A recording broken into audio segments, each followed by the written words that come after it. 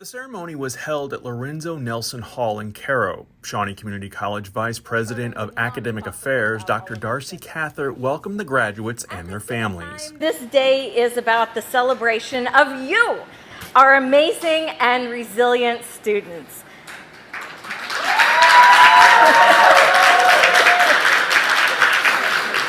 Those of you that through it all showed up day in and day out to attend classes, go to work, and balance your work, family, and all those other outside obligations on top of everything else. We applaud you, and we understand the challenges that you have faced in the completion of this program. And so today we applaud you for your resiliency and your dedication in making your dreams a reality.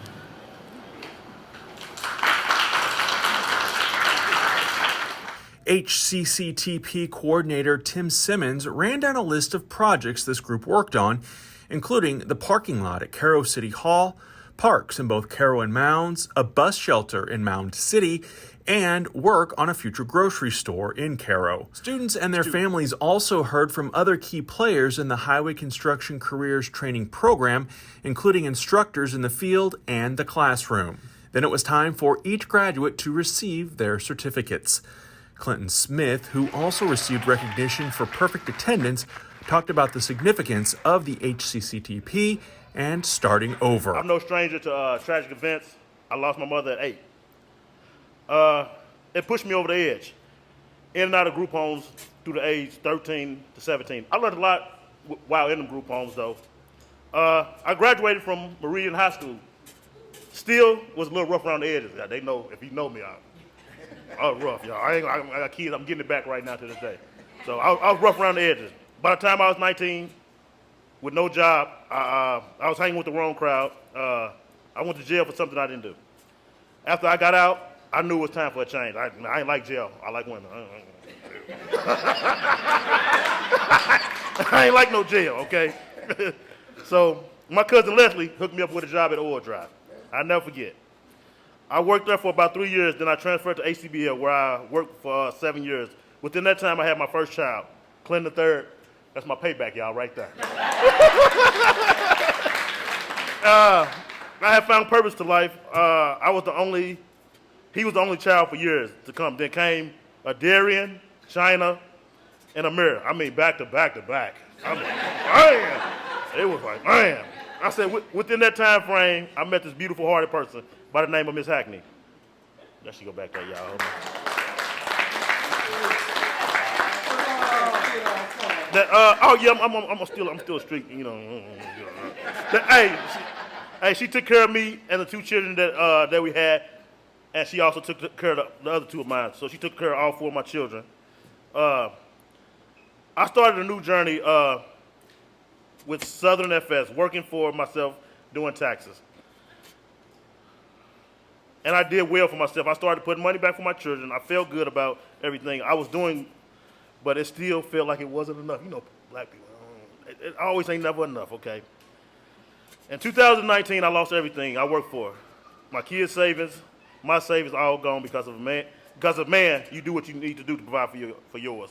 Whether that's taking 25 years to life risk or working a job that can be dangerous or you can die on.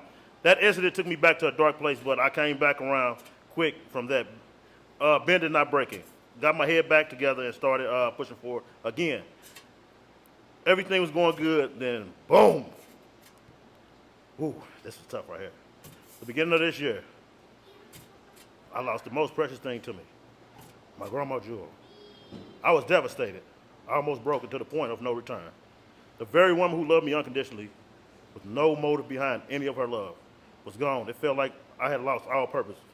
Now, we gonna get past that. Fast forward that to the beginning of September, I get a phone call. Guess who it is? My cousin Leslie again. She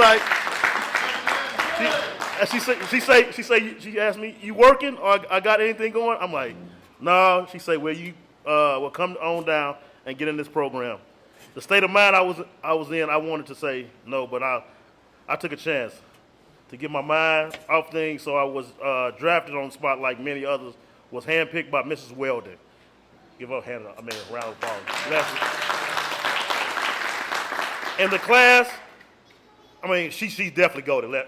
She definitely goated for how she put the class together. As I was interviewed, I seen some familiar faces like Freddie, Earl, and Mrs. Harris, and I met Tim and Miss Lisa.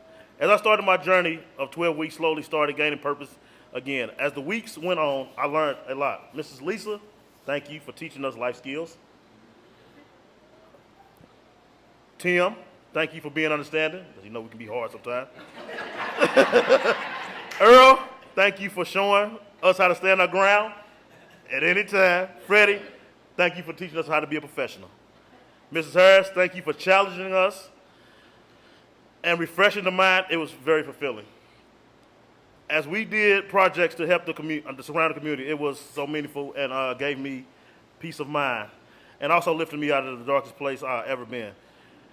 And with that being said, I'm writing a new positive chapter in my legacy to join the Laborers Hall and be a better role model for my children. Congratulations to all graduates. Wish you a lifetime of prosperity. To all my family members and supporting cast, as a wise woman would say, I'm glad you were born, and this one was for you, Grandma Jewel. Thank you for all coming. We congratulate each of these students on their graduation and look forward to their futures as well as the future of this program.